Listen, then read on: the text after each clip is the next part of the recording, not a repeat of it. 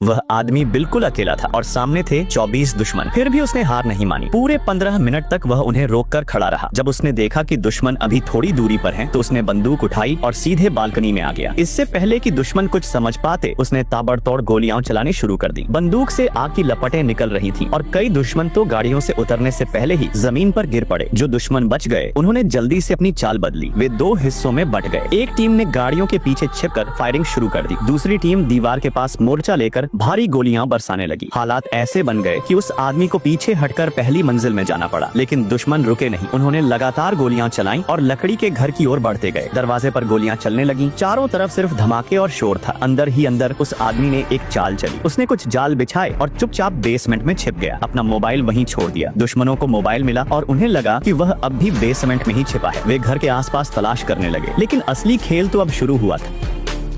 हर रात एक औरत डरावना सपना देखती है। वह अपनी ही चमड़ी उतार देती है और राक्षस बन जाती है। लेकिन असली डर तब शुरू होता है जब उसके जुड़वा बेटे समझ जाते हैं कि उनके सामने जो औरत है वह उनकी असली मां नहीं है। यात्रा से लौटने पर मां का चेहरा पट्टियों में ढका था। उसने कहा प्लास्टिक सर्जरी हुई है, मगर उसका व्यवहार बदला बदला था। अजीब नियम, जल्दी सोने की जिद, जबकि उनकी असली मां तो रात भर उनके साथ फिल्में देखती थी। शक तब पक्का हुआ जब उन्होंने उसकी तस्वीर पुरानी फोटो से मिलाई। आंखों का रंग बदल चुका था। बेटे चुपके से सबूत ढूंढने लगे। एक रात उन्होंने उसे आईने के सामने नाचते, सिगरेट पीते देखा, जो उनकी मां कभी नहीं करती थी। जब उन्होंने पिता को बताया तो वह औरत बेकाबू हो गई। फोन छीनकर तोड़ दिया। गुस्से में घर सिर पर उठा लिया। डर के मारे दोनों भाई कमरे में बंद हो गए, मगर वह नहीं रुकी। दरवाजा तोड़कर अंदर आई और जबरदस्ती उन्हें सच मनवाने लगी कि वही उनकी मां है। पर बच्चों को अब सच दिख चुका था। यह कहानी एक ही सवाल छोड़ जाती है, अगर सामने खड़ा इंसान आपकी मां जैसा दिखे पर मां जैसा हो ही नहीं, तो आप क्या करेंगे?